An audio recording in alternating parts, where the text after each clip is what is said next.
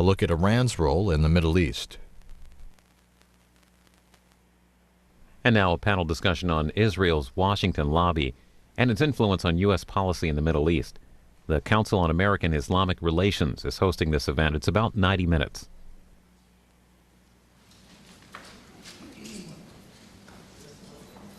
All right, and if everybody can take their seats, we'll get started momentarily.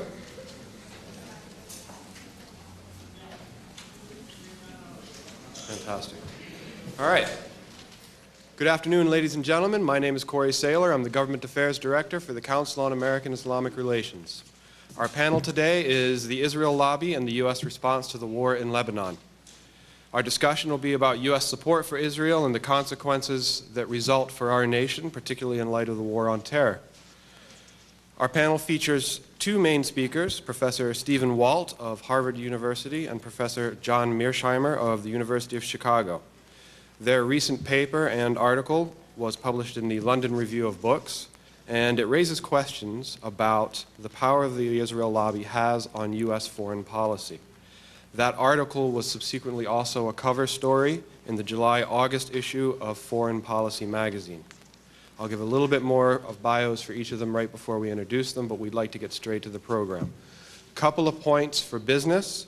Everyone was handed cards when they came in, more than one if you'd like, but please put your questions on that, and pass them to the edges. Someone will come down, pick them up, and we'll try to group them together by theme. We would also like to extend our sincere thanks and appreciation to Dr. Mohammed Nimmer, who is the gentleman who organized this panel today. How the panel will proceed: we will hear some introductory remarks from the Executive Director of the Council on American-Islamic Relations, Mr. Nihad Awad. He'll speak for about 5 minutes. And then each of the professors will speak for about 20 minutes, and then we'll start the question and answer session. And if you'd like more information about this topic and other topics on similar issues, we'd invite you to visit our website at CAIR.com. So without further ado, I'd like to introduce Mr. Nihad Awad. He is the Executive Director of the Council on American-Islamic Relations.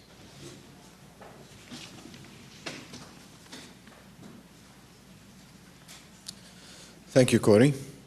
Good afternoon. My name is Nihad Awad, the Executive Director of the Council on American-Islamic Relations, CAIR. CAIR is America's largest Islamic civil liberties and advocacy group, with 32 offices across the United States and Canada. Our vision is to be a leading advocate for justice and mutual understanding. CAIR's mission is to enhance understanding of Islam, encourage dialogue, protect civil liberties, empower American Muslims, and build coalitions that promote justice and mutual understanding. On behalf of CAIR, I would like to welcome you all to today's important and timely panel with two distinguished professors and experts on international affairs. With the recent war in the Middle East, we believe that there is no more timely and relevant discussion than the one we have sponsored today with Professors Mearsheimer and Walt. The tragic conflict that recently transpired in Lebanon and continues in Gaza has become a catastrophe for innocent civilians in the region and for America's credibility. More than 1,000 civilians were killed on both sides, with the vast majority of deaths occurring in Lebanon. Hundreds of thousands of Lebanese civilians were made homeless, and that nation's civilian infrastructure was devastated by systematic bombing campaign using American taxpayers-supplied weapons. Even today, civilians, mainly children, are being killed and injured by cluster bombs dropped on civilian areas in Lebanon, in an apparent violation of agreements with the United States. A report by Human Rights Watch issued during the conflict stated, quote, "The Israeli government claims it is taking all possible measures to minimize civilian harm, but the cases documented here reveal a systematic failure by the IDF to distinguish between combatants and civilians," end quote. The Executive Deputy Secretary General of Amnesty International stated recently, quote, "Israel's assertion that the attacks on infrastructure were lawful is manifestly wrong. Many of the violations identified in our report are war crimes," end quote. In order to understand the totality of America's foreign policy response to this conflict, we feel that it is important to analyze the impact of the Israel lobby on our political process and response to the war. People all over the Muslim world, from Palestine and Lebanon to Indonesia and Morocco, question why American government offers unconditional support for Israel and its occupation and humiliation of its neighbors. They ask why there is an automatic and uncritical defense of Israel even when it defies international law and American laws. Our one-sided support for Israel is a liability in the war on terror. It has turned much of the world, including our European allies, against us. It is time for our Middle East policy to reflect views held by the majority of Americans who desire a just and peaceful resolution that preserves the rights, security, and dignity of Christians, Muslims, and Jews living in the Middle East. Our polling indicates that nearly two-thirds, 63%, of those who were surveyed favor American neutrality or disengagement from the Middle East conflict. We believe that only through an honest dialogue on the influence of the strongest foreign lobby our country has ever seen can we help to formulate a more just and fair foreign policy for all people in the world. America's Middle East policy should be based on our nation's interest, not on those of a powerful domestic lobby for a foreign government. It is possible for people in the Middle East and the larger Muslim world to regain their respect for America and to view it as credible when it calls for human rights and democracy for all people. It is also possible to build a Middle East in which all people, Muslim, Christians, and Jews, coexist in an atmosphere of mutual respect. To achieve that noble goal, we should have the courage to assess and change our policies toward the region and to maintain that there should be one standard for defining terrorism and the value of human life. Before we begin the panel discussion, allow me to recognize a pioneer in promoting America's interest in the Middle East. Former Congressman Paul Findley. Can you give me the books? The three of them. All three. All three. Excuse me. Former Congressman Paul Findley, who served the nation for 22 years. For a long time, Congressman Paul Findley supported our uncritical stance in favor of Israel. That is until he went to the region and saw with his own eyes the level of suffering resulting from that policy. He ultimately wrote two groundbreaking books on the subject, They Dare to Speak Out, and another book, Deliberate Deception. Mr. Findley's books were not popular when they were published, especially They Dare to Speak Out, they Dare to Speak Out about 20-some years ago. It was an eye-opener for me and millions of Americans who started to understand the influence of the Israel lobby on our foreign policy. I urge people to read this book and communicate with their members of Congress. They should also have the courage to make decisions on behalf of America and to serve America's interest first and not Israel. Now I will turn the discussion back to Corey Saylor, our Government Affairs Director. Thank you very much.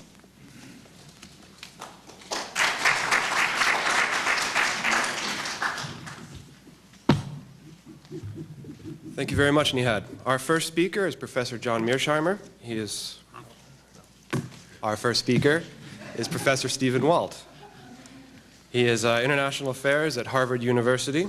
He got his PhD in political science from the University of California at Berkeley, previously on the faculties at both Princeton and the University of Chicago. And with no further ado, sir.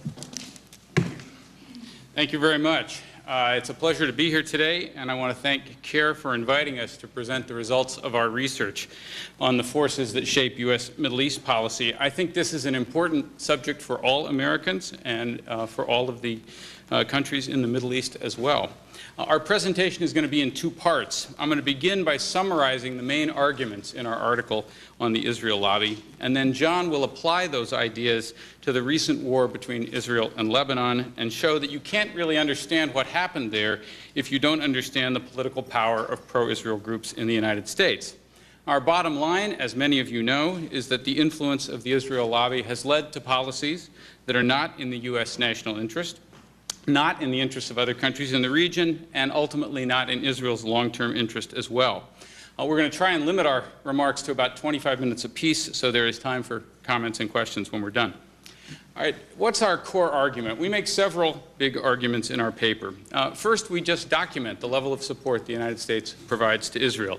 About $3 billion a year in economic and military assistance each year. That's about $500 per year per Israeli citizen, despite the fact that Israel is a relatively wealthy industrial power. That aid is largely unconditional. It's not linked to Israeli behavior. It gets its aid when it builds settlements. It gets its aid when it spies on us, when it sells American high technology to countries like China, or when it attacks civilians in the West Bank, Lebanon, or Gaza. Israel also gets consistent diplomatic support from the United States. Since 1982, for example, we have vetoed 33 UN Security Council resolutions that were critical of Israel. That's a total greater than all of the vetoes by all of the other Security Council members put together. And finally, we take Israel's side in wartime, as John is going to discuss in some detail. Moreover, over time, we have tended to favor Israel's side whenever peace talks do occur. This led former U.S. negotiator Aaron Miller to state a few years back that the United States basically had acted as Israel's lawyer during the Oslo process, and of course has been even more one-sided under President Bush. Bottom line here is no other country gets the same level of economic, military, and diplomatic support. Now, that support is usually justified by saying that Israel is a vital strategic asset or by invoking various moral rationales. We argue in our paper that this level of support can't be fully explained by either strategic or moral arguments. With respect to the strategic argument, Israel may have been a useful ally during the Cold War. It's possible to make a pretty good argument on that basis. But the Soviet Union is now gone, the Cold War is over, and we don't face any great power rivals.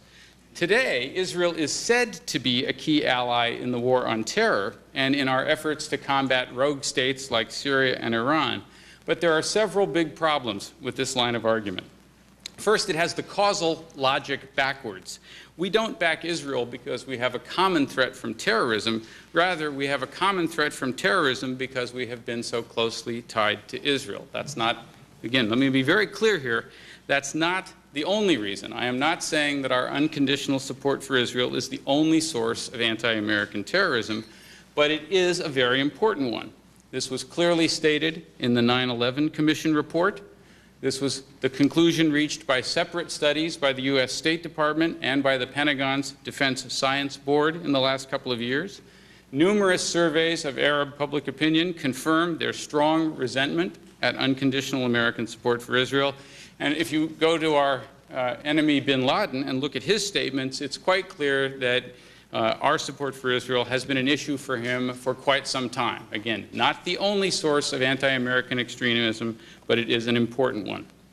Second, although the United States does have some differences with other countries in the region, Israel turns out to be the main bone of contention between us and them. For example, last year President Bush said we didn't want Iran to get nuclear weapons, not because it threatened to attack the United States, but, quote, because it would threaten our ally Israel. There are a lot of good reasons why the United States doesn't want countries in that region to get weapons of mass destruction. But we shouldn't overstate that particular danger. Remember, those states could not use any WMD without being destroyed in retaliation, and that also means that threatening to use them wouldn't be very credible either. Finally, Israel's own nuclear arsenal is one reason why other countries in that area want them, and it makes it harder for us to put pressure on states that are trying to get them. Third, and perhaps most important, Israel isn't much of a strategic asset for dealing with those problems. For example, it could not participate in the 1990-91 Gulf War or the more recent 2000 Gulf War. In fact, in both cases, the United States had to divert military assets to protecting Israel. The bottom line here is that unconditional support for Israel makes winning the war on terrorism harder, not easier. There isn't a compelling strategic rationale for the current level of U.S. aid. What about the moral arguments? There are a set of different moral arguments justifying American support for Israel, because it's said to be vulnerable, surrounded by enemies, because it's the only democracy in the Middle East, or because it is said to have acted much better than its adversaries have. These arguments sound convincing, but if you look at them carefully, again, they can't explain why the United States gives it so much support and so unconditionally. Let me emphasize that John and I both believe there is a strong moral case for Israel's existence, based on the long history of anti-Semitism, the tragic experience of the Holocaust, and we also believe the United States should help protect Israel if its survival were in jeopardy. But Israel's existence is fortunately not in jeopardy. It's the dominant military power in the Middle East. It has several hundred nuclear weapons of its own. It is not going to be erased from the pages of history, no matter what some Islamic radicals or what Iran's president might say. And let me be very clear about this. John and I think this is a good thing. Israel does have some security problems, but the taproot of those problems is its failure to achieve a just peace with the Palestinians. Israeli defense forces are not all powerful, but Hezbollah, Hamas, or Iran couldn't conquer Israel today or in the foreseeable future. What about the rest of the moral case? It's true that Israel is a democracy, but that doesn't explain why we give it so much aid and so unconditionally. There are lots of democracies in the world, but none of them gets the kind of support that Israel does. And there are some aspects of Israeli democracy that are at odds with core U.S. values. The United States is a liberal democracy, a melting pot where all ethnic and religious groups are supposed to have equal status. Israel, on the other hand, was explicitly founded as a Jewish state. Its non-Jewish population is treated as a second-class citizenry. It also denies political rights to the several million Palestinians it has under its control. So Israel is a vibrant democracy, but only for part of its people. And my point, by the way, is not to single out Israel for criticism or to say that Israeli democracy is in some way wrong, simply to point out that its democratic character cannot explain why we give it so much help. Finally, one cannot justify U.S. support by claiming that Israel has behaved better than the Palestinians. I'm not going to go into the details here, but a fair-minded look at the historical record shows that both sides have been guilty of terrorism, of wartime atrocities, and a great deal of brutal behavior. To be clear, we think Palestinian terrorism is wrong and that it has been counterproductive. But the Zionists also use terrorism in their own struggle to gain a state, and Israel's treatment of its Palestinian subjects today is morally indefensible. And you don't have to take my word for it. Just ask respected human rights organizations like Save the Children, Human Rights Watch, Amnesty International, or the Israeli group B'Tselem. And plenty of Israelis, including the former heads of Shin Bet, Israel's domestic security organization, would agree with that. Now, once again, we are not saying that Israel has acted worse than other countries have, but neither has it acted any better, and one cannot explain U.S. support on this basis. So how are we to explain it? The answer is the political influence of the Israel lobby.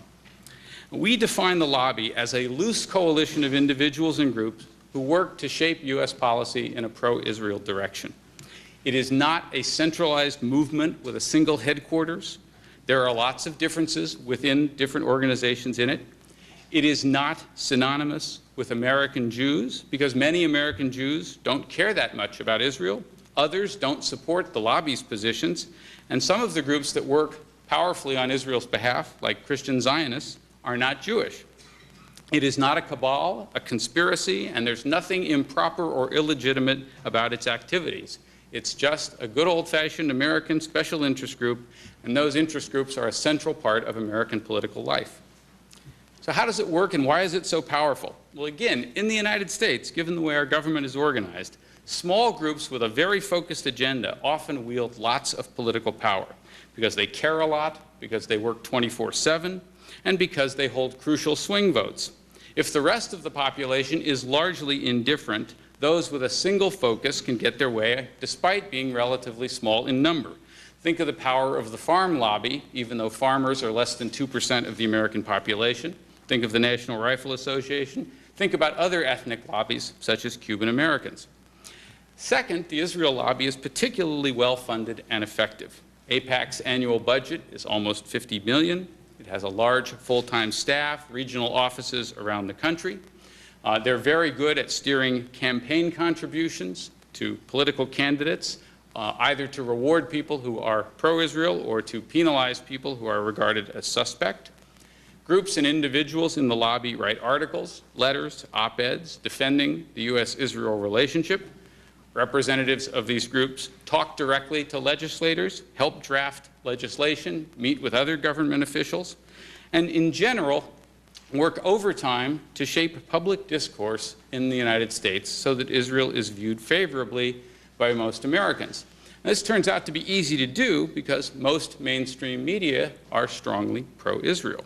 For example, it's hard to think of any prominent pundit or commentator who's strongly critical of Israel or strongly pro-Arab, but it's easy to think of lots of commentators who are openly pro-Israel. Finally, groups in the lobby are quick to attack and smear anyone who criticizes Israel, Israel's policies, or criticizes U.S. support. And other pro-Israel groups organize boycotts and blacklists against media organizations that might report something negative about Israel. They put pressure on universities to marginalize anyone who's critical. And finally, as most of you know if you're in Washington, most of the major District of Columbia-based think tanks like the Washington Institute for Near East Policy, the American Enterprise Institute, Heritage Foundation, Brookings Institute, all tilt in Israel's direction. There are other more smaller and more specialized groups that are even more extreme in that way. For all of these reasons, the Israel lobby is quite powerful, and this is no secret. AIPAC was ranked number 2 in the National Journal's survey of lobbies in March 2005, tied with the AARP, by the way, and it was also ranked second in the 1997 survey by Forbes magazine. Bill Clinton said AIPAC was, quote, better than anyone else lobbying in this town. Newt Gingrich said it was, quote, the most effective general interest group across the entire planet. Former Senator Fritz Hollings said, as he was leaving office, you can't have an Israel policy other than what AIPAC gives you around here. And it's no surprise, therefore, that Israeli Prime Minister Ehud Olmert recently said, thank God we have AIPAC, the greatest supporter and friend we have in the whole world. Now, these comments raise an interesting question. Why was our article so controversial if we were just saying what everybody already knows? Now, finally, we argued that the lobby had a powerful and negative effect on U.S. Middle East policy. And you just have to imagine what the world and what U.S. policy might be like if the lobby were less influential. If the lobby were less powerful, the United States would have used its leverage over the last 30 years to discourage the settlements policy or prevent it completely. Every American president since Lyndon Johnson has opposed the settlements and declared them an obstacle to peace, but no president was willing to pay the political price to stop them. Instead, we subsidized them, and many Israelis, of course, now understand this was a tragic mistake. They radicalized the Palestinian population, encouraged the growth of Islamic extremism, cost billions of dollars and thousands of lives, and undermined Israel's image around the world.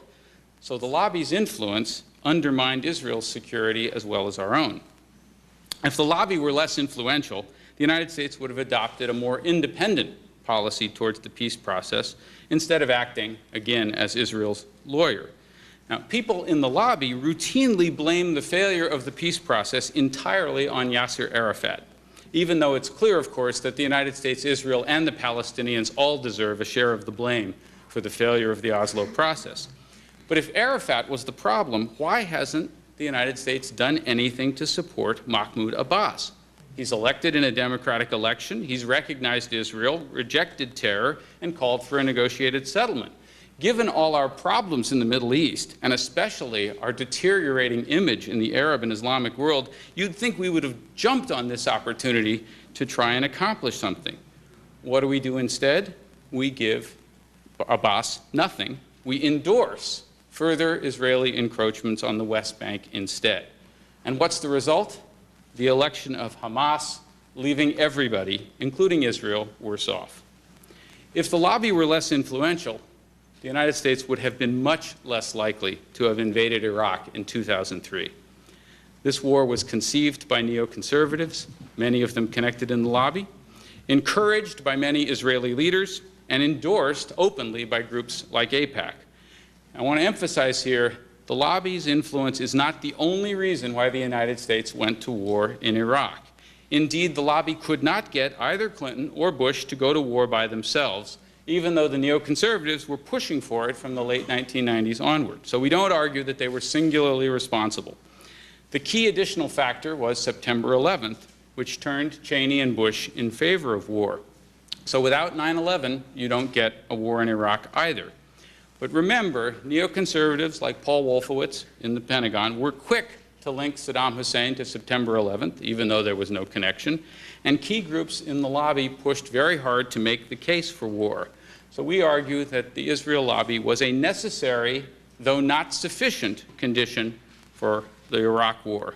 Without the lobby, the war would have been much less likely. And finally, if the lobby were weaker, U.S. policy towards Iran would have been more flexible and possibly more effective. For the past decade or more, a number of prominent American experts have called for a more flexible policy towards Iran, but they get nowhere because AIPAC has pushed for a hardline approach. Iran has made several overtures to us over the past decade, getting no response. They actually helped us after September 11th, and we rewarded them by putting them in the axis of evil and calling for regime change. They sent us a back-channel message in 2003, which included a somewhat veiled offer to end support for Hezbollah, possibly recognize Israel. We rejected because key groups in the lobby were adamantly opposed to any opening. What result? The Iranian hardliners get stronger, Ahmadinejad gets elected, Iran's nuclear ambitions get reinforced. Again, the point I want to underscore here is that in all of these cases, our policy has been bad for the United States and bad for Israel as well. Now, I want to highlight two things I didn't say, that we didn't say in our article. We did not say that the Israel lobby was all-powerful. Let me repeat this. This is not some secret cabal that controls our foreign policy. And there are countervailing forces out there, though they are much weaker, and the lobby doesn't get its way on every single issue. But nobody who has worked on these issues in Washington would deny that it's a very effective set of individuals and organizations, and I would argue they get their way now more than they used to. Second, we didn't accuse and don't accuse anyone of being disloyal to the United States. Rather, we recognize that all of us have many commitments and affinities to our country, to our religion, to our family, sometimes to our employers. It's entirely permissible for those different commitments and attachments to manifest themselves in politics. That's perfectly okay here in the United States. People like Paul Wolfowitz or Doug Feith and people who work for AIPAC advocate policies they think are good for Israel and the United States alike. We don't think there's anything wrong with that, but we also don't think there's anything wrong for others to point out that these individuals do have attachments that shape how they think about the Middle East and how they think about American policy in that region. And we see nothing wrong with saying that the views they think are in our best interests might not be in America's best interest or that of Israel. Now, before I sum up, I want to make just a couple of quick comments about the public reaction to our article. When we wrote it, John and I knew it was likely to be controversial. We were disappointed that much of the reaction consisted of attacks on our characters or on extraneous issues rather than on a serious discussion of our main arguments. As I said before, we really didn't say anything that was all that controversial, that wasn't common knowledge inside the Beltway. And if you've looked carefully at our paper, you'll note that most of our analysis relies on controversial sources like the New York Times, the Washington Post, the Wall Street Journal, Haaretz, and Forward. As I noted, again, Washington insiders in both parties are well aware of the influence that the lobby has. And so it wasn't what we said. It was rather that two card-carrying members of the mainstream foreign policy establishment with rather impeccable, even boring, middle-of-the-road credentials and absolutely no trace of an anti-Semitic history, attitudes, or behavior finally pointed out the elephant in the room. So what happened? Well, there were the predictable accusations that we were anti-Semites and various attempts to smear us by associating us with people like David Duke. People who offered these charges gave no evidence to back them up, of course, for the simple reason that there isn't any evidence. There was lots of attention on various extraneous issues, such as whether the Kennedy School, where I work, had asked me to step down from my position as academic dean. For the record, it didn't. When people did discuss the substance, they tended to misrepresent our arguments or erroneously accused us of various factual errors. Now, John and I have already dealt with some of those charges in a letter to the London Review. We are now preparing a lengthy response to our critics that will show the various factual criticisms are without foundation. And it's also worth noting that most of these criticisms dealt with secondary issues anyway, not with the main arguments in our book. The most peculiar claim to us was the claim that we were sloppy, that somehow the paper is very sloppy. And what you want to ask yourself is, does this seem at all likely? John and I have, between us, written 6 books and countless articles. People have disagreed with us throughout our careers, but no one has ever said before that our work was sloppy. Is it credible to think that the two of us would tackle a third-rail issue like this one and suddenly decide to be careless and cavalier in what we did? And I might add, the piece was vetted by a number of other scholars in the field. We sent drafts around to lots of people to get comments before we published it to make sure that there were no meaningful errors in it at all. Now, finally, if you then look at the people who aren't connected to the lobby and they take a careful look, and the ones who've taken a look at our claims, they tend to agree with us. Michael Massing wrote an essay in the New York Review of Books where he repeated, unfortunately, some of the bogus charges against the paper, but his bottom line is quite clear, and I quote it. Quote, "On their central point, the power of the Israel lobby and the negative effects it has had on U.S. foreign policy, Mearsheimer and Walt are entirely correct." Similarly, L. Carl Brown, a distinguished professor emeritus at Princeton, recently wrote in Foreign Affairs that our paper was neither sloppy nor anti-Semitic.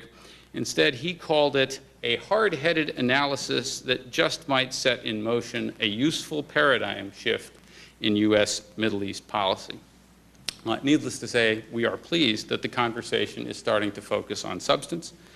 Our country faces very serious problems in the Middle East, in Iraq, with Iran, in Saudi Arabia, in the tragic conflict between Israel and the Palestinians.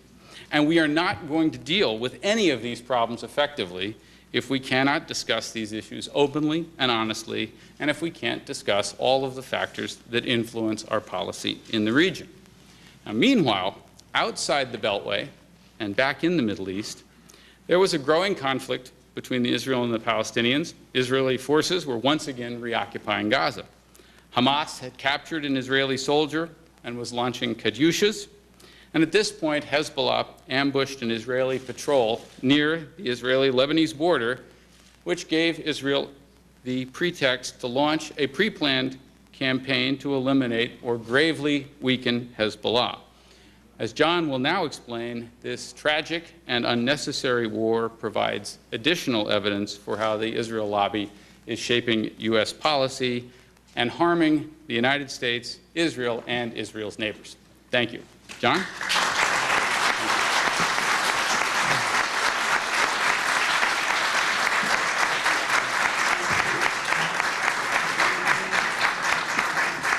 I'd just like to step in and remind everybody again, you have the cards for questions. Please write down your questions, pass them to the aisles, and we'll have people come around and collect them. Professor John Mearsheimer is a professor at the University of Chicago. He graduated from West Point in 1970 and has written extensively about security issues and international politics.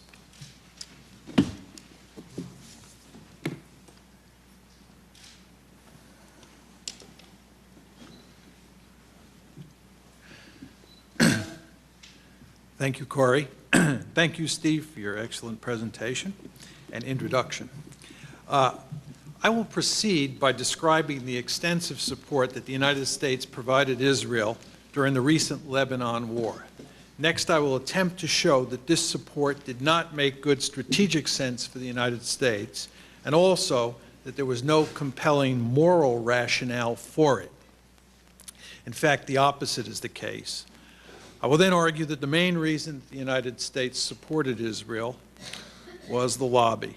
Finally, I will consider two alternative arguments that Israelis and their supporters in this country sometimes employ to explain America's unconditional support for Israel during the Lebanon conflict.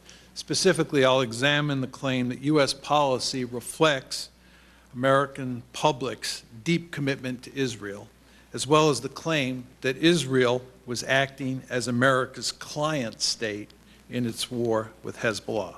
In short, I will argue that the Bush administration's policy in Lebanon was not in America's national interest. I might add that I do not think it was in Israel's national interest either. Israel would have been much better off if the United States had given it a red light instead of a green light when it proposed its plan to attack Lebanon. That way, Israel would have been forced to come up with a smarter response and would have avoided the debacle that ensued in Lebanon. American support for Israel in Lebanon started when the Bush administration gave Israel the okay to try to smash Hezbollah at an opportune moment. It now seems clear that Israel had been planning to strike at Hezbollah for months before the July 12 kidnappings, and that key Israelis had briefed the administration about their intentions. The available evidence indicates that the Bush administration enthusiastically endorsed Israel's plans for war in Lebanon. Once the war began and Israel came in for severe criticism from all around the world, the Bush administration provided Israel with diplomatic protection.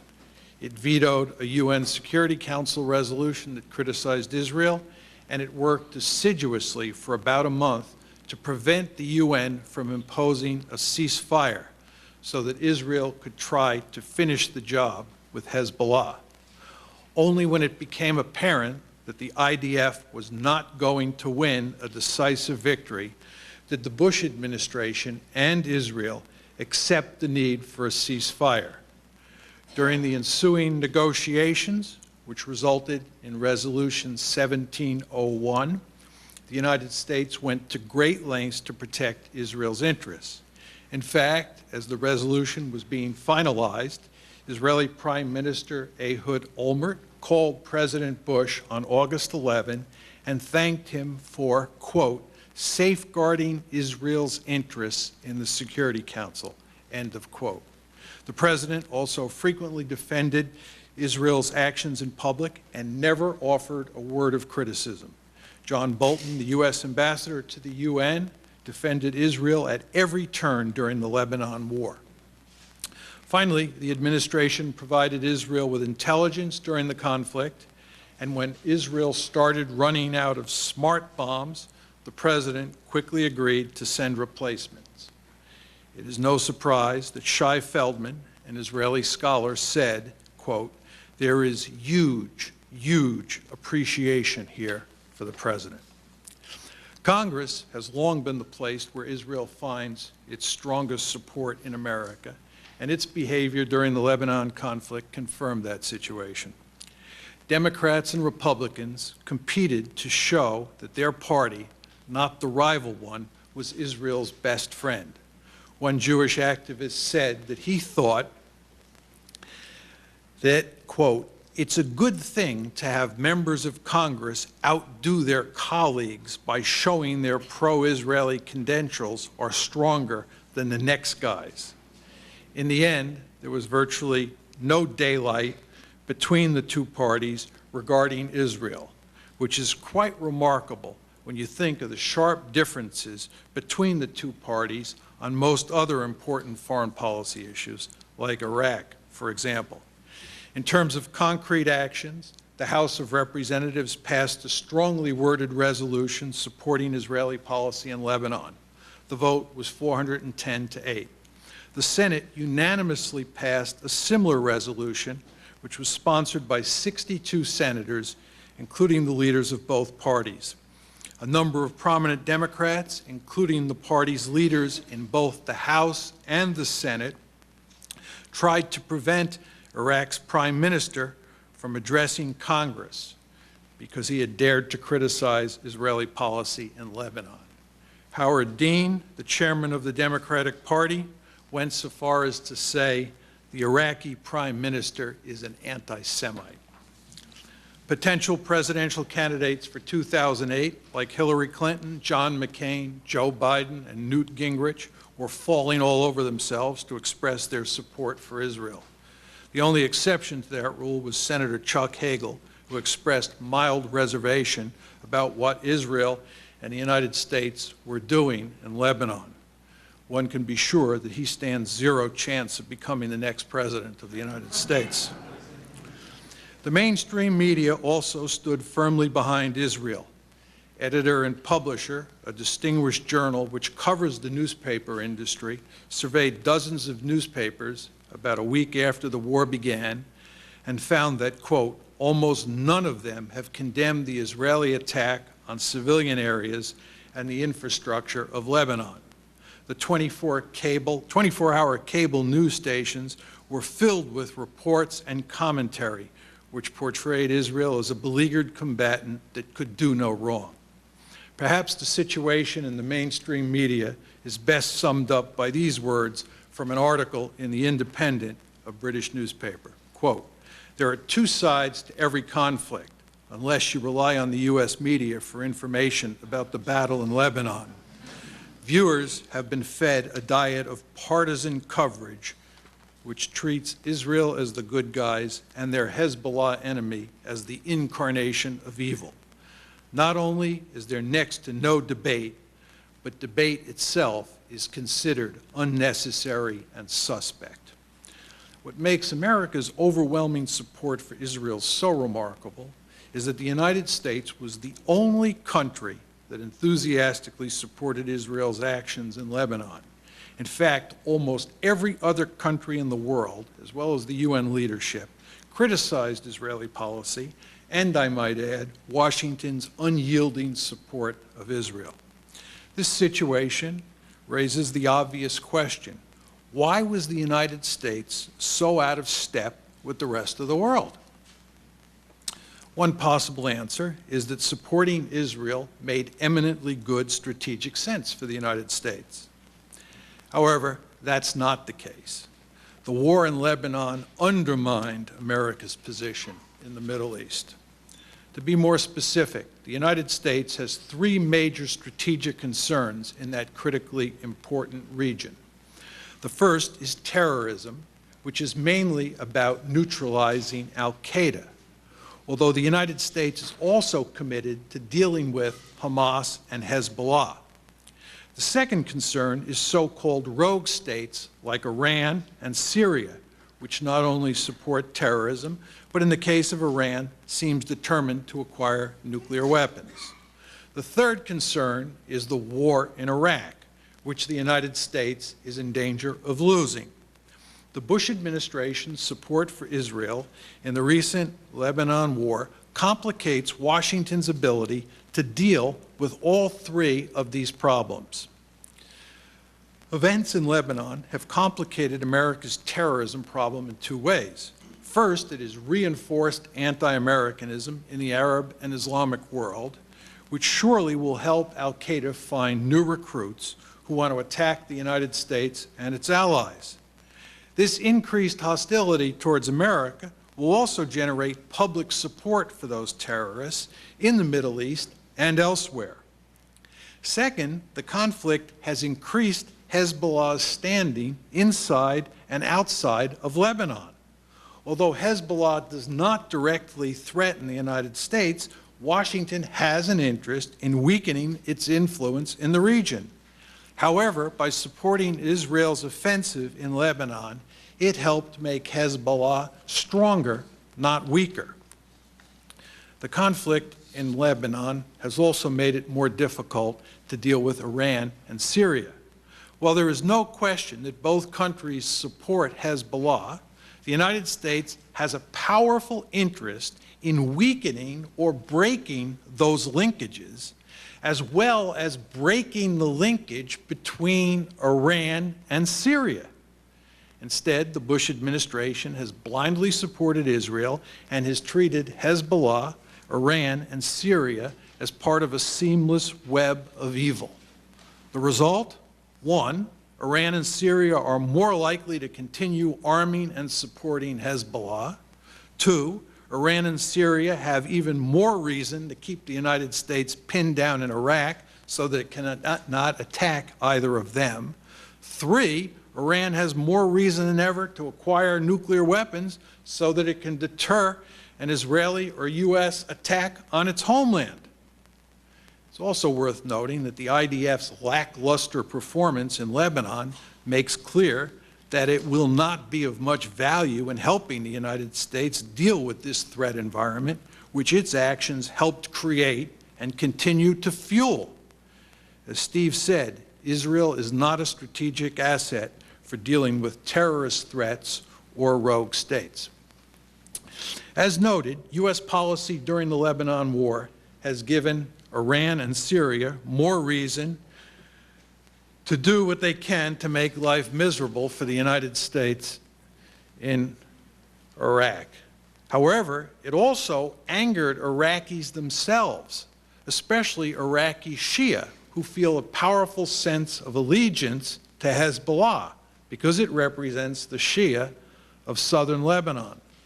The United States is obviously in deep trouble in Iraq, and it cannot afford to further alienate the local population. But that is what the Bush administration's policy in Lebanon did. Finally, the policy was strategically foolish because it endangers friendly regimes in Egypt, Jordan, and Saudi Arabia, and runs the risk of causing a civil war in Lebanon and undoing the Cedar Revolution, which President Bush did so much to make happen. American policy also angers our allies in Europe and raises doubts about whether the United States is a reliable ally for dealing with the terrorist and proliferation threats in the Middle East, which is much closer to Europe than is the United States. In sum, backing Israel to the hilt in its war with Lebanon was not in America's strategic interest. It is hard to disagree with Aaron Miller's observation that, quote, there is a danger in a policy in which there is no daylight whatsoever between the government of Israel and the government of the United States. One might concede that support for Israel had significant strategic costs, but argue that it was nevertheless the correct policy for moral reasons. Israel, so the argument goes, has a right to defend itself, and it did so in a way that conformed to the laws of war. Let me address this line of argument. To start, there's no question that Israel has the right to defend itself. Hardly anyone contests that point, and Steve and I certainly do not. The critical issue here is whether Israel's actions were consistent with the laws of war. That's the question on the table. The answer is no. The Israeli campaign against Lebanon had two components. The first was to destroy Hezbollah as a fighting force. Special attention was paid to eliminating the thousands of missiles and rockets that it possessed. The second component was a classic punishment campaign. Here the aim was to inflict massive pain on Lebanon's civilian population by destroying infrastructure and killing civilians. One might think that Israel only initiated its punishment campaign in response to Hezbollah's attacks on Israeli civilians, but that would be wrong. Remember how the war started. It began on July 12th when Hezbollah fighters killed 3 Israeli soldiers and captured 2 more near the border between Israel and Lebanon. Israel responded by bombing Lebanon, which in turn led Hezbollah to launch rockets and missiles at towns and cities in northern Israel. Thus, Although Hezbollah precipitated the conflict, Israel initiated the deadly counterpopulation exchanges. Israeli leaders made it clear from the start that all of Lebanon would pay a severe price in the war. For example, General Dan Halutz, the Israeli chief of staff, said at the beginning of the conflict that he intended, quote, to turn back the clock in Lebanon by 20 years. He was also quoted at one point as saying that, quote, nothing is safe in Lebanon. And he was true to his word. Consider Amnesty International's assessment of what the IDF wrought in Lebanon. I'm going to read from the report. During more than 4 weeks of ground and aerial bombardment of Lebanon by the Israeli armed forces, the country's infrastructure suffered destruction on a catastrophic scale. Israeli forces pounded buildings into the ground, reduced entire neighborhoods to rubble, and turned villages and towns into ghost towns as their inhabitants fled the bombardments. Main roads, bridges, and petrol stations were blown to bits. Entire families were killed in airstrikes on their homes or in their vehicles while fleeing the aerial assaults on their villages. Scores lay buried beneath the rubble of their houses for weeks as the Red Cross and other rescue workers were prevented from accessing the areas by continuing Israeli strikes. The hundreds of thousands of Lebanese who fled the bombardment now face the danger of unexploded munitions as they head home. The Israeli Air Force launched more than 7,000 air attacks on about 7,000 targets in Lebanon between 12 July and 14 August, while the Navy conducted an additional 2,500 bombardments. The attacks, although widespread, particularly concentrated on certain areas. In addition to the human toll, and here's the human toll, an estimated 1,183 fatalities, about 1/3 of whom were children, 4,054 people injured, and 970,000 Lebanese people displaced. The civilian infrastructure was severely damaged. The Lebanese government estimates that 31 vital points, such as airports, ports, water and sewage treatment plants, electrical facilities, have been completely or partially destroyed, as have around 80 bridges and 94 roads. More than 25 fuel stations and around 900 commercial enterprises were hit. The number of residential properties, offices, and shops completely destroyed exceeds 30,000. 2 government hospitals were completely destroyed in Israeli attacks, and 3 others were seriously damaged. I could go on, but I won't. Amnesty International is hardly alone in its assessment of the damage the IDF inflicted in Lebanon. William Arkin, an American security expert and a self-proclaimed, quote-unquote, fan of air power, wrote in the Washington Post that, quote, in carrying out its punishment campaign, Israel has left behind a shocking level of destruction outside the direct battle zone. I hesitate to use the words laid to waste and moonscape in describing the condition in urban Lebanon because the same kinds of words are thrown around so promiscuously in describing U.S. airstrikes. But what Israel has wrought is far more ruinous than anything the U.S. military, specifically the U.S. Air Force, has undertaken in the era of precision warfare. It seems intuitively clear that Israel's destructive campaign in Lebanon violated the laws of war. But that's not enough. It's important to understand the specifics of the case. The bedrock distinction that underpins the laws of war, as well as just war theory, is between civilian and military targets. There is no question that states have the right to defend themselves by attacking each other's military assets. However, they are not supposed to directly attack civilian targets in another state unless, of course, they morph into military targets in the course of the war. Furthermore, when attacking an adversary's military targets, states must make a determined effort to minimize collateral damage. This is where the well-known concept of proportionality comes into play. It says that when states strike at military targets, they must make sure that there is not excessive collateral damage given the particular value of the military target. In short, states cannot attack enemy civilian targets on purpose, and they must take great care to avoid collateral damage when hitting military targets. Israel failed to observe either of these distinctions. There's no question that Israel purposely attacked a wide array of civilian targets in Lebanon.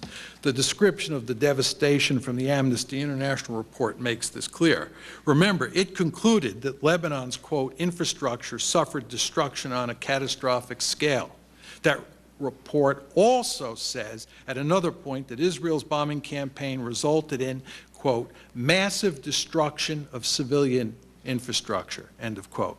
In a separate study of Israel's offensive in Lebanon, Human Rights Watch, this is not Amnesty International, but Human Rights Watch, concluded that, quote, Israel has violated one of the most fundamental tenets of the laws of war, the duty to carry out attacks on only military targets. It's also clear that Israel did not take care to avoid collateral damage when striking targets that it considered military in nature. Indeed, Human Rights Watch concluded that despite Israel's claims that it was, quote, taking all possible measures to minimize civilian harm, end of quotes, in fact, there was, quote, a systematic failure by the IDF to distinguish between combatants and civilians, end of quotes. Israel and its supporters invariably respond to this charge with the claim that Israel may have killed a large number of innocent civilians, but that was only because Hezbollah was using them as human shields. The Human Rights Watch study that I just referenced, however, directly contradicts that claim. To quote from the report, Human Rights Watch found no cases in which Hezbollah deliberately used civilians as shields to protect them from the retaliatory IDF attacks. In none of the cases of civilian deaths documented in this report is there evidence to suggest that Hezbollah forces or weapons were in or near the area that the IDF targeted during or just prior to the attack. Regarding the issue of proportionality, the report also declares that, quote, the IDF consistently tolerated a high level of civilian casualties for questionable military gain. At least one Israeli leader made no bones about the fact that Israel was violating the proportionality principle. Dan Gillerman, Israel's ambassador to the United States, said early in the war, to those countries who claim that we are using disproportionate force, I have only this to say. You are damn right we are. In sum, it is impossible to make the case that the United States supported Israel during the Lebanon War because it was the morally correct policy choice. If morality was the issue, the Bush administration would have condemned Israel's action in Lebanon from the start. The principal reason, of course, that the United States backed Israeli policy in Lebanon, while the rest of the world criticized it, is the Israel lobby.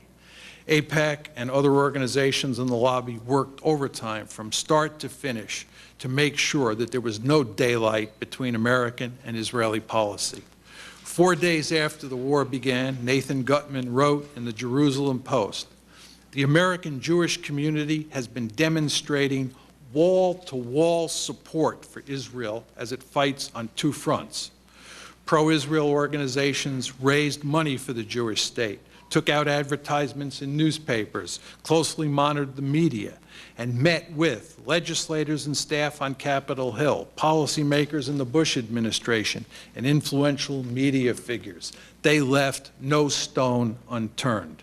There are numerous examples of the major organizations at work. Here are 3 of them. First, there was an effort to temper the House resolutions supporting Israel by supporting language urging, quote, all sides to protect life and infrastructure. Congressman Nancy Pelosi, the House Minority Leader, and Senator John Warner, among others, favored that change in language. One would think that such language would be unobjectionable, if not welcome.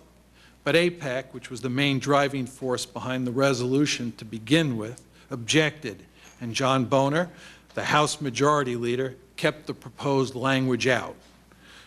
The resolution still passed 410-8. Second, Chris Von Hollen, a congressman, a Democratic congressman from Maryland, wrote a letter to Secretary of State Condoleezza Rice on July 30th, urging her, quote, to call for an immediate ceasefire to be followed by the rapid deployment of an international force in southern Lebanon. He also wrote that, quote, the Israeli response has now gone beyond the destruction of Hezbollah's military assets. It has caused huge damage to Lebanon's civilian infrastructure, resulted in the large loss of civilian life, and produced over 750,000 refugees. Hezbollah is undeniably the culprit, but it is the Lebanese people, not Hezbollah, who are increasingly the victims of the violence. As a result, the Israeli bombing campaign, supported by the United States, has transformed Lebanese anger at Hezbollah into growing hostility toward Israel and the United States. The lobby was furious with Van Hollen and quickly moved to tell the congressman in no uncertain terms that he should never have written the letter. Van Hollen met with various representatives from major Jewish organizations who explained to him the basic facts of life in American politics. The congressman apologized, saying, quote, I am sorry if my strong criticism of the Bush administration's failures has been interpreted as a criticism of Israel's conduct in the current crisis. That certainly was not my intention. He emphasized that he would continue to be an advocate for Israel and that he was talking with Jewish leaders about the possibility of traveling to Israel within a few weeks. Still, the leader of the Jewish Community Relations Council of Greater Washington told him that, quote, he needs to continue to reach out to the Jewish community, to reassure the Jewish community he is going to be there for Israel. The ADL's regional director for Washington said that as far as he was concerned, Van Hollen's response, quote, doesn't undo the damage of the first letter. The third example, early in the war, President Bush gently encouraged Israel to be careful not to topple the democratically elected government in Lebanon, which the president had helped put in power. The lobby took issue with Bush and sent him the message that it considered his rhetoric unacceptable. For example, the Jewish newspaper Forward reported on July 14th that, quote, the Bush administration is being criticized by some Israeli and Jewish communal officials for calling on Jerusalem not to undermine the democratically elected Lebanese government, end of quote. Abraham Foxman, the head of the ADL, said, quote, the administration and Western countries want to shore up the Lebanese government, but it is a misguided policy to do so. And the same holds for Abu Mazen. They feel it's better than a vacuum, but you should not support what's meaningless. And we knew from day one that Abu Mazen would go nowhere and that the Lebanese government would be ineffective. Not surprisingly, Bush stopped talking about the need to protect the government in Beirut. Lest you think that I'm making this up, it's worth noting that the key organizations in the lobby have been quite open and candid in discussing their influence on U.S. policy during the Lebanon war. Indeed, it is not an exaggeration to say that they have boasted of it. For example, AIPAC's president, Howard Friedman, wrote a letter to friends and supporters of his organization on July 30th, which he began by saying, look what we've done. He then wrote, quote, only one nation in the world came out and flatly declared, let Israel finish the job. That nation is the United States of America. And the reason it had such a clear, unambiguous view of the situation is you and the rest of American Jewry. It is hardly surprising, therefore, that Prime Minister Ehud Olmert recently said, thank God we have AIPAC, the greatest supporter and friend we have in the whole world. Organizations like AIPAC were not the only players in the lobby who were hard at work during the recent conflict. Journalists like Charles Krauthammer and William Kristol made the case, to use Kristol's words, that Israel's war is, quote unquote, our war. The Christian Zionists also rallied behind Israel. The recently formed Christians United for Israel held a two-day Washington-Israel summit here in the Capitol. In mid-July, it attracted 3,500 people, and participants were encouraged to express their support for Israel by sending a loud and clear message to their senators and representatives. The executive director of another group, the Christian Friends of Israel, offered the rather un-Christian insight that, quote, this was certainly an unprovoked attack, and Israel has every right to go in and pound them. There are also a number of individuals with deep attachments to Israel in key policy-making positions inside the Bush administration. I've already mentioned John Bolton.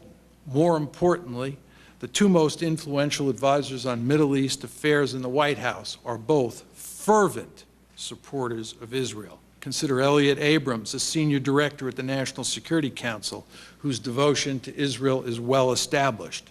Not surprisingly, the New York Times reported during the war that he, quote, has pushed the administration to throw its support behind Israel.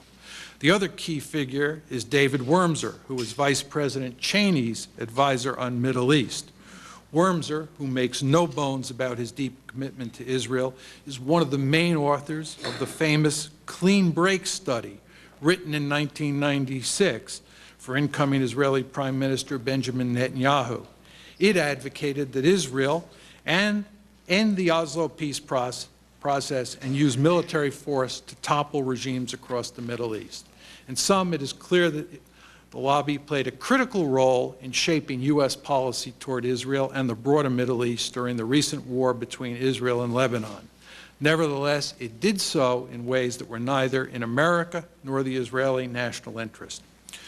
Now, one might argue that Washington's unyielding support for Israeli policy is not the result of the lobby's influence, as we claim, but is due to the fact that the American people are deeply committed to Israel.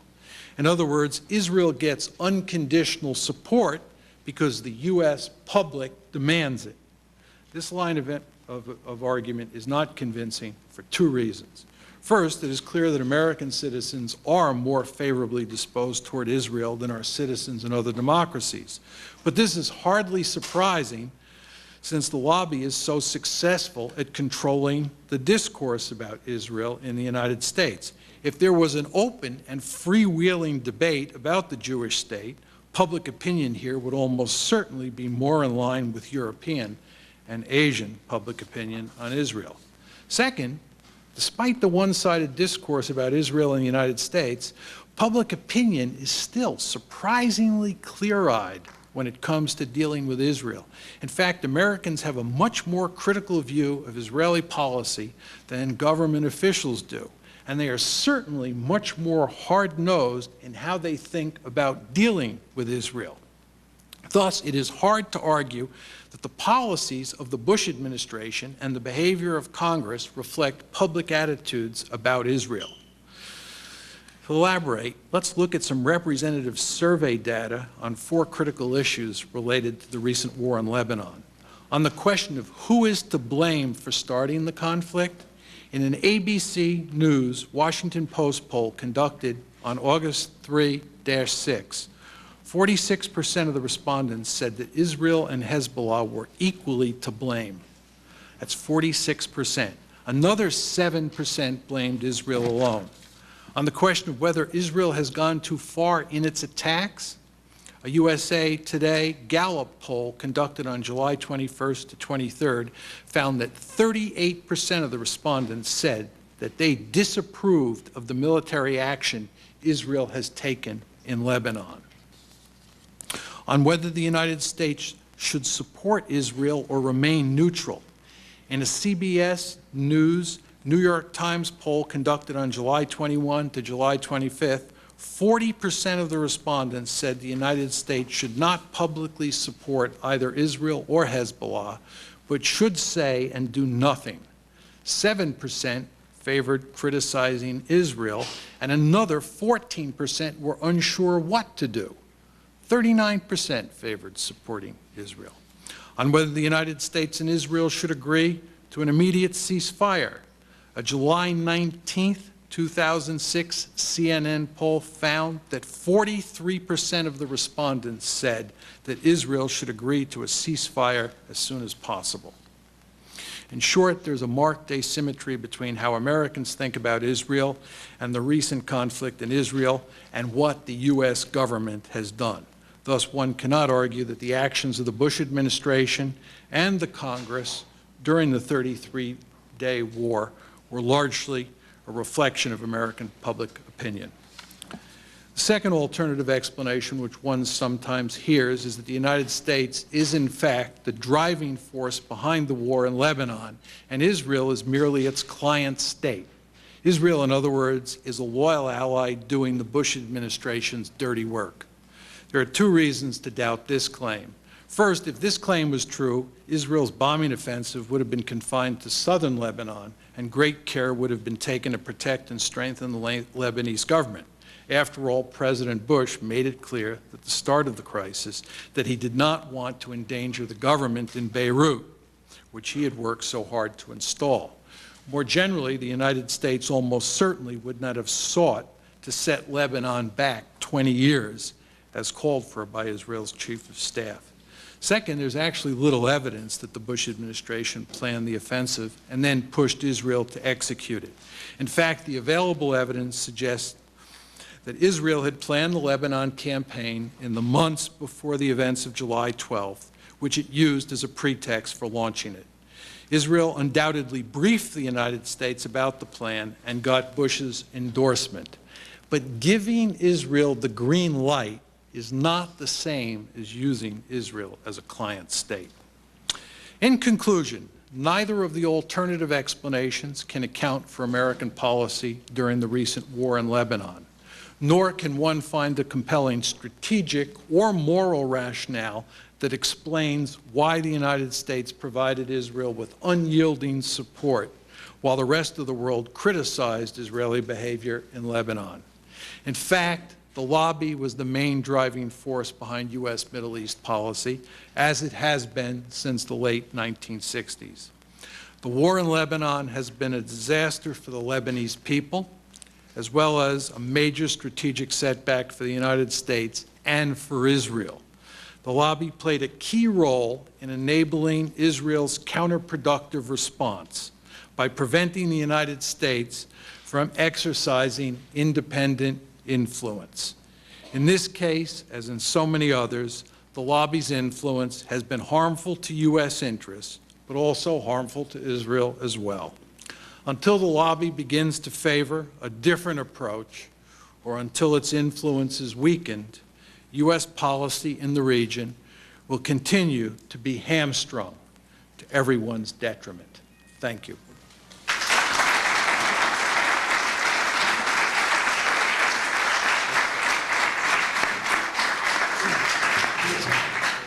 Come and grab it.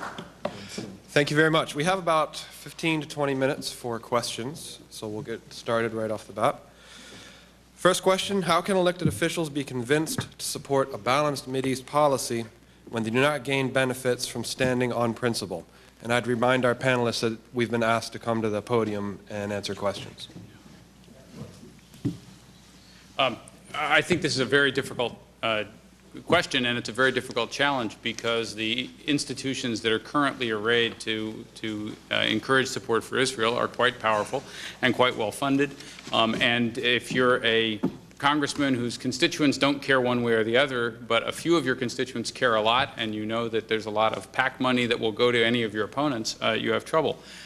So I think, at least as a first step, the thing we want to have is a more open conversation about this. That's the main reason why John and I have been doing this work. We want to try and get a conversation so that politicians who do unconditionally support Israel down the line start facing questions from their constituents as to why they're doing that. Until they perceive a political price for policies that aren't in the American national interest, they're likely to keep doing this. One way, and in fact I think probably the best way to try and instill that, is to try and educate the American people more broadly, educate members of the media more broadly, and again, try and foster a climate where we can have an open and serious conversation about those issues.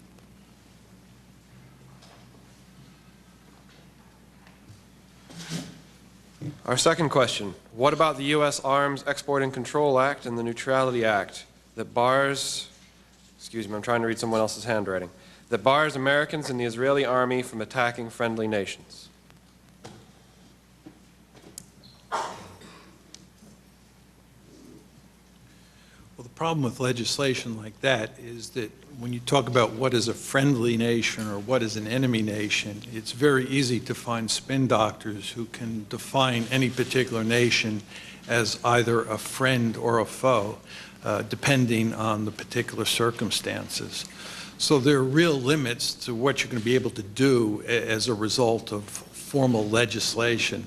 I think the real key to making American policy smarter is to create a situation where American leaders are more or less independent of pressures from organizations in the lobby and can do what they think is in the best interest of the United States. And if that situation obtains, I think in most cases American leaders will do the smart thing for the United States. And I think in most cases, certainly not all cases, that will redound to the benefit not only of Israel but other states in the region. I think, and I think Steve made this point clear in his presentation, that if the United States had been free of the lobby's influence for most of the past 3 decades, we would have pushed politics in the region in ways that would have created a more peaceful environment. This is not to say for one second that we would have produced nirvana in the area. Steve and I are both realists. We understand that international politics is a nasty and dangerous business. But on the other hand, I think if the United States had been more independent in its foreign policy over the past few decades, we could have gone a long way towards making the Middle East more stable than it is today, which again is not to say we would have made it paradise on earth. Our next question. What, in your opinion, was the turning point for which AIPAC really began controlling U.S. foreign policy? Was it under Reagan? First of all, I'd object to the premise of the question. I don't think AIPAC controls foreign policy. I think, again, as I said in my remarks, I think there's a very profound influence, particularly on key issues in the Middle East. But I think it's a mistake to view this as some kind of either secret cabal that controls our foreign policy or that gets its way on absolutely every issue. Now, to answer the spirit of the question, not the exact wording of the question, I think if you look historically, AIPAC begins to have substantially more influence after the Six-Day War, when American support for Israel begins to increase, and then really takes off, I think, in the 1980s, partly because of just internal reforms within the organization. It gets more effective, it does better jobs of fundraising and things like that. Also because it's becoming very adroit at selling this strategic ally argument, which again, at the height of the Cold War and especially in the Reagan era, you could make a reasonably plausible case. So by the time the 1990s roll around and the Cold War comes to an end, it's sufficiently well institutionalized, sufficiently effective, and I might add, there have been enough sufficiently well publicized cases of congressmen having their careers ended because they advocated a position that AIPAC didn't particularly like, that at that point it begins to really have a very profound influence on American foreign policy.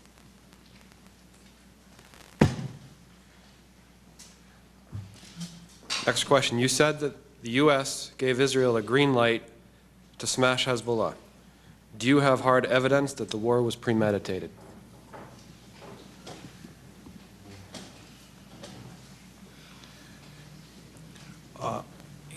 There have been a bevy of articles that have been produced which quote prominent Israeli strategists, civilian strategists, and government insiders who make it clear that Israel feared Hezbollah's missile threat.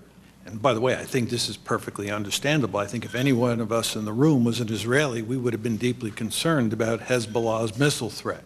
So Israel was looking at this missile threat, and it decided that using military force against it made sense.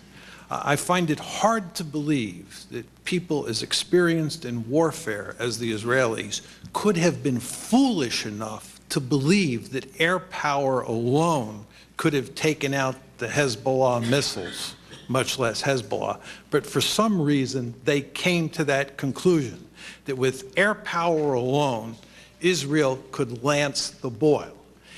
They came up with a plan, and they briefed it to the United States in the weeks and months before July 12th. And it was made clear to the United States that all that was needed was a pretext to launch this air campaign to deal with the missile threat. And the Israelis and the Americans and virtually everybody else understood that there was enough back and forth between Hezbollah and Israel taking place over time that an event would eventually come up that the Israelis could use as a cover for launching this offensive. You want to remember, I pointed out to you that it was not Hezbollah that first started bombing cities in northern Israel. It was the Israelis who first started bombing civilian infrastructure in Lebanon, because the Israelis were loaded for bear, so to speak, when the event happened on July 12th. So I think from everything we know that's in the public record at this point in time, it seems quite clear that Israel had planned this offensive before July 12th. The next question is split up with one for each of the professors. Why did Professor Walt single out Wolfowitz and Faith for blame and not their non-Jewish boss, Rumsfeld? And then the question to Professor Mearsheimer, what would have been an acceptable response by Israel to a raid on its territory and missiles hitting its cities? I singled out Wolfowitz and Feith because I think they were critical members in driving the case for war, more so than Secretary of Defense Rumsfeld. I could have mentioned non-Jewish people like John Bolton as well, who I think is a very strong supporter of Israel and was a big advocate of going to war as well. So this wasn't a statement about being Jewish one way or the other. It was a statement of what you were supporting in terms of how to deal with Iraq. I didn't mention, in fact, I explicitly mentioned Cheney and Bush on the other side, that in the first 9 months of the Bush administration, it's clear from, again, what we've been able to read in the public record that Wolfowitz was pushing for the United States to take action against Iraq, but he was unable to persuade Bush that it was a good idea and unable to persuade Cheney it was a good idea. There's even some reports, I don't know how accurate they are, that Bush was starting to get annoyed by this. That, Wolfowitz kept bringing this up all the time, and he eventually gets told to stop because it's getting on the president's nerves. But the point is, after September 11th, then the political stars realign a little bit and Bush and Cheney come on board, which is why, again, we say the lobby was a necessary condition for getting the war. Absent its pressure, you wouldn't have had it. They'd been pushing it for a long time, but absent 9/11, you wouldn't have gotten the war in Iraq either. That was critical to shaping the political calculations.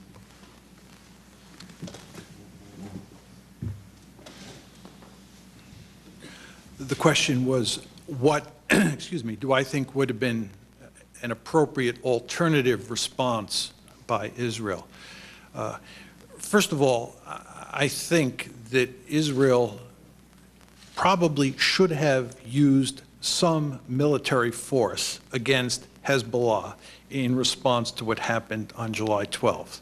I think it should have been much more selective and much more limited, in large part because using massive military force was counterproductive. It just didn't make good strategic sense. And again, I do not understand why the Israelis themselves, given all their experience fighting in the Middle East, didn't understand this.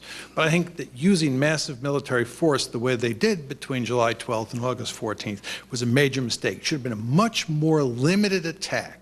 And they certainly should have ramped down their rhetoric. It was very foolish to say that the principal goal here is to destroy Hezbollah, and we're going to do that, and all we need is for the United States to give us another week or two to do that. Heck, the Israelis were in Lebanon for 18 years between 1982 and 2000, and they couldn't defeat Hezbollah. Why in God's name did they think that they could defeat Hezbollah from the air in 3 or 4 weeks? This was just not going to happen. So they should have had very limited goals rhetorically. They should have given Hezbollah a sharp rap, and that should have been the end of it. And this will be the question that we use to wrap up our session.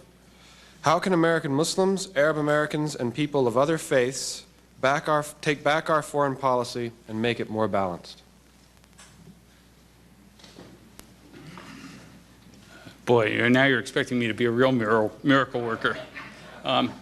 You know, I guess I'm a big believer still in the basic roots of American democracy, and I believe that although very powerful countries like the United States can do things that are foolish for quite some time without paying an enormous price, because we're big and powerful, ultimately the costs of those policies do get recognized. We're seeing the costs of one of our follies every day in Iraq now. Costly for us, costly for the Iraqi people, dangerous for all countries in the region. So eventually reality does start to impose itself on our consciousness. I think what all Americans of different faiths and different political backgrounds can do is demand a little bit more of your elected representatives, ask them harder questions, inform yourselves about different things that are happening in the world. Don't take one side as gospel immediately, and in particular, do everything you can to encourage an open and sober debate. Don't let people who have views you might disagree with get marginalized or smeared. Recognize that one of the great strengths of democracy is the fact that we can argue about issues. And I think the more that tends to happen in the United States, the more we're going to see American foreign policy on this and on many other issues revert to something that's more consistent with our broader national interests. Thank you very much.